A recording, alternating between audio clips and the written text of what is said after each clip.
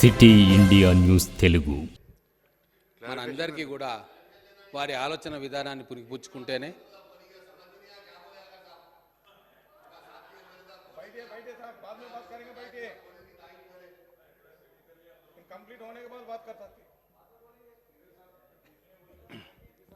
Shall I continue? Ambedkar గారి మాటను ఒక్కసారి ఈ సభలో మరొకసారి గుర్తుకు చేసుకుందాం అధ్యక్ష. Education is a prerequisite for the reconstruction of society under the principles of equality and justice. అలాగే జ్యోతిబా పూలే గారు అన్న మాట కూడా మరొకసారి గుర్తు చేసుకుందాం. If you educate a man you educate an individual, if you educate a women you educate an entire family. ఈ ఇద్దరు మహానుభావులు మన జాతికి ఇచ్చిన ఈ సందేశాన్ని తూచా తప్పకుండా మన గౌరవ ముఖ్యమంత్రి గారు, ఉప ముఖ్యమంత్రి గారు దాన్నే ముందు పెట్టుకొని ఈరోజు బడ్జెట్లో ఎడ్యుకేషన్కు పద్దులు కేటాయించడమే కాకుండా భవిష్యత్ దర్శనాన్ని కూడా మన బడ్జెట్ ద్వారా చేసింది. ఈ మాటలు చాలా నమ్మకంతో, విశ్వాసంతో నేను చెప్పగలుగుతా ఉన్నాను. ఎందుకంటే అధ్యక్ష, సంఖ్యలు మనం ఎన్నైనా చెప్పొచ్చు. అవతల సీనియర్ శాసనసభ్యులు ఉన్నారు అపోజిషన్లో, ఎటువంటి సంఖ్యనైనా తిప్పి మళ్ళీ గాడి చేసే అనుభవం వాళ్ళకు ఉన్నది, అదే అంటున్నా, అనుభవం వాళ్ళకు ఉన్నది. కానీ ఇక్కడ మనం ఈసారి చూడాల్సింది సంఖ్యల మాటన ఉన్న సంకల్పాన్ని చూడాలి. గణాంకాలు మన ఏ గుణాత్మకమైన మార్పుకు దారి తీస్తున్నాయో దాని గురించి ఆలోచన చేయాలి అధ్యక్ష. నాకు చాలా గుర్తుకొస్తూ ఉన్నాయి. నేను కూడా అక్కడనే టీఆర్ఎస్ పార్టీలో చాలా ఏళ్ళు పనిచేసిన అధ్యక్ష. కేసీఆర్ గారితో కూడా పనిచేసిన. అప్పుడు కేటీఆర్ గారు రాలేదు ఇంకా ఇక్కడికి. వారు ఒక మాట అంటుండేవాళ్ళు, తెలంగాణ వచ్చిన తర్వాత ఉచిత నిర్బంధ విద్య చేయాలా, కేజీ టు పీజీ ప్రతి జిల్లాలో కూడా ప్రతి మండలంలో కూడా దాన్ని మనం తీసుకుపోయినప్పుడే మనం తెలంగాణ సార్థకత అవుతుంది అని చెప్పి వారు చాలాసార్లు అంటుండే. ఇంకో మాట వారు అనేది, కేసీఆర్ గారి మనవడైనా ఇంకెవరైనా సరే అందరూ కలిసి ఒకటే దగ్గర కూర్చొని చదువుకునే ఒక సమాజాన్ని మనం నిర్మించుకోవాలి, అటువంటి విద్యా వ్యవస్థలను మనం తయారు చేసుకోవాలి అని చెప్పి వారన్న మాట నాకు ఇంకా గుర్తుంది. కానీ ఎక్కడనో పొరపాటు జరిగింది అధ్యక్ష. మంచిని మంచి అందాం, చెడుని చెడందాం. ఖచ్చితంగా ఉన్నతమైన ఆశయాలు ఉండొచ్చు, ఆవేశంతో మాట్లాడవచ్చు, కానీ ఆలోచనతోటి పనిచేసేవాడు నిజమైన నాయకుడు. ఈరోజు మాకు రేవంత్ రెడ్డి గారి రూపంలో ఆ ఆలోచనతో పనిచేసే నాయకుడు మాకు కనిపిస్తూ ఉన్నాడు అధ్యక్ష. ఎందుకు ఈ మాట అంటున్నానంటే, చెట్టుకు తల్లివేరు ఎట్లా ముఖ్యమో ఆ తల్లివేరుతోటి ఆ చెట్టు నిలబడుతుంది. సమాజానికి విద్య అంతే అవసరం అధ్యక్ష. విద్య కోసమే కాదు, సమాజాన్ని బాగు చేయడానికి ఉపయోగపడాలి. అది ఈరోజు బడ్జెట్లో నాకు కనిపించింది అధ్యక్ష. ఎందుకు ఈ మాట నేను అంటున్నానంటే,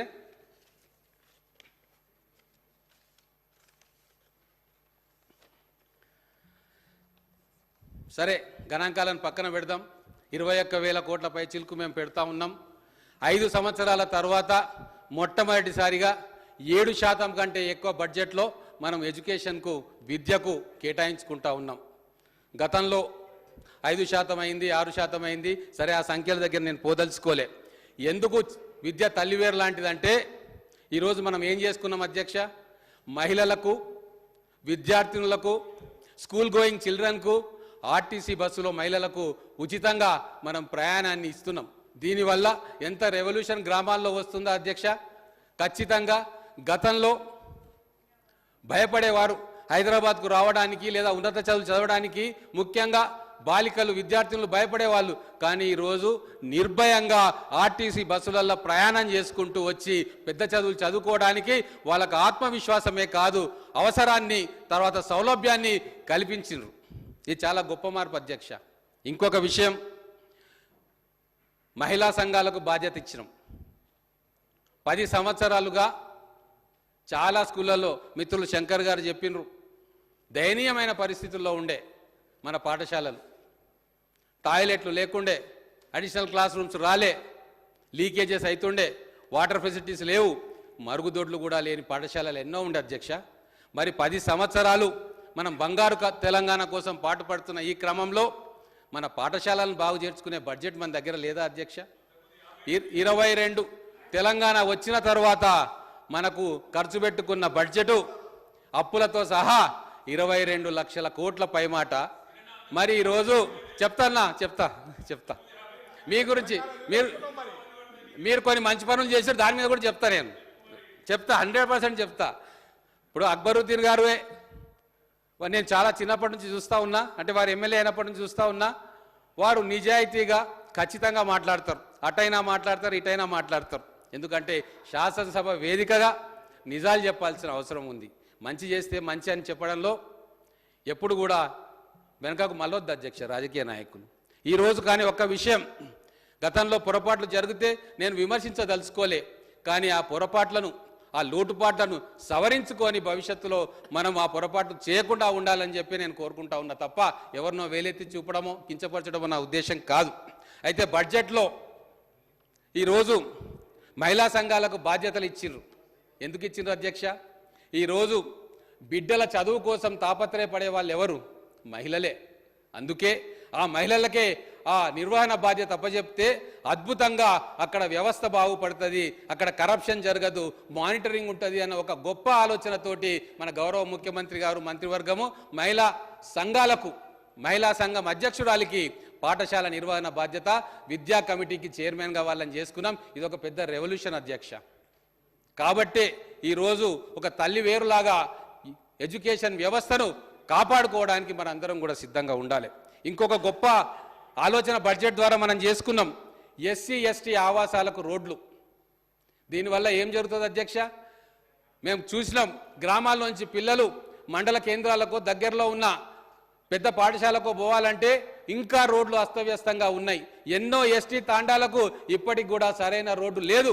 అది గమనించే పిల్లలు క్షేమంగా స్కూల్కు చేరాలి, తర్వాత స్కూల్ అయిపోయిన తర్వాత క్షేమంగా ఇంటికి చేరాలని చెప్పి ఒక మానవీయ కోణంతో ఎస్సీ ఎస్టీ ఆవాసాలకు, ముఖ్యంగా మారుమూల తాండాలకు, గూడాలకు రోడ్డు సౌకర్యం, బీటీ సౌకర్యం కల్పించాలని చెప్పి మనం బడ్జెట్లో పెట్టుకున్నాం.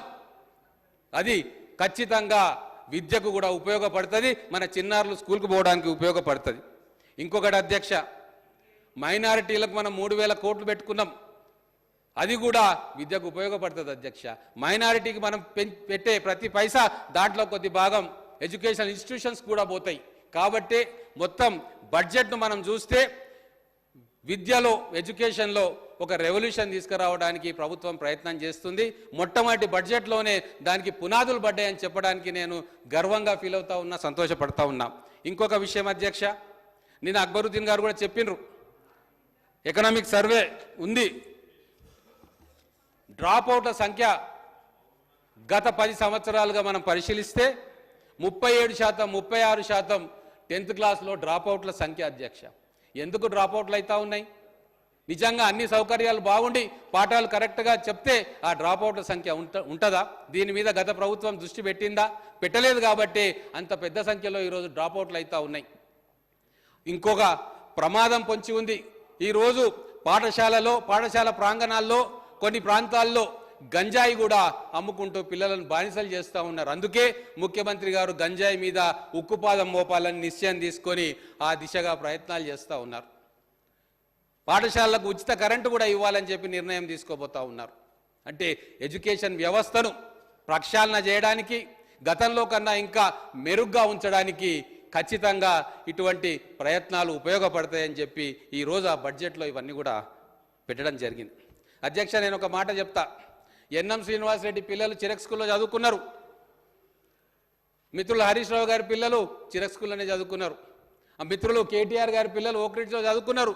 ఇక్కడ ఉన్న చాలామంది ఎమ్మెల్యేల పిల్లలు మంచి పబ్లిక్ స్కూల్లో చదువుకున్నారు. మరి ఈ తెలంగాణ మనం ఎందుకు తెచ్చుకున్నాం అధ్యక్ష? ఇటువంటి అంతరాలు ఉండాలన్నా గ్రామాల్లో కూడా మనం పట్టణాల్లో పబ్లిక్ స్కూల్లో చదువుతున్న వ్యవస్థను గ్రామాల్లో కల్పించుకోవాలని కదా మనం తెలంగాణ కోసం కొట్లాడింది.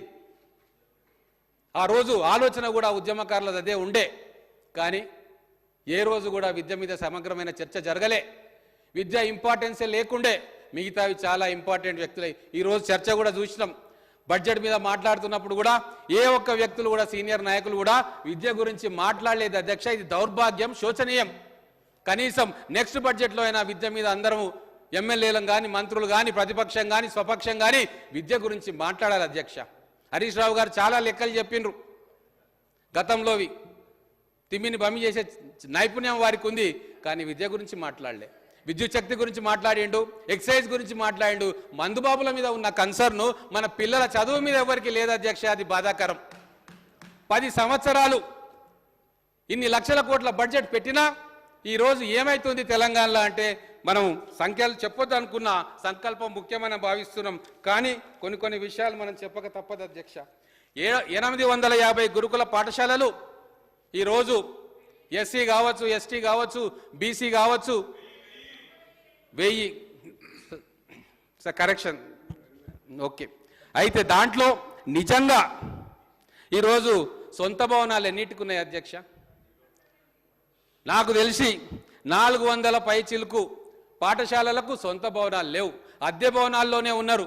నేను మహబూబ్ నగర్ నియోజకవర్గంలో ఆ స్కూళ్ళకు వెళ్ళిన 2 సంవత్సరాల నుంచి అద్దెలు చెల్లిస్తలేరు అధ్యక్ష. చాలా దాంట్లో మరి ఎక్కడ పోతుంది ఈ సమాజం? ఏం పరిపాలన సాగిస్తున్నాం మనం? ఒక్కసారి మన అందరం కూడా ఆత్మవిమర్శ చేసుకోవాలి. గతంలో పరిపాలన సాగించిన పరిపాలకులు, ఇప్పుడు ప్రభుత్వంలో ఉన్న మేము కూడా ఖచ్చితంగా ఈ విషయంలో ఆత్మవిమర్శ చేసుకోవాలి. ఎన్ని లక్షల కోట్లను మనం పెట్టినాం అధ్యక్ష? కొన్ని దుబారా చేసినాం. ఇప్పుడు ఆ డీవియేషన్ కాదలుచుకోలే. కొన్ని ప్రాజెక్టులు కట్టి 1000 కోట్ల రూపాయలు ఈరోజు పనికి రాకుండా నిరుపయోగం అయినాయి.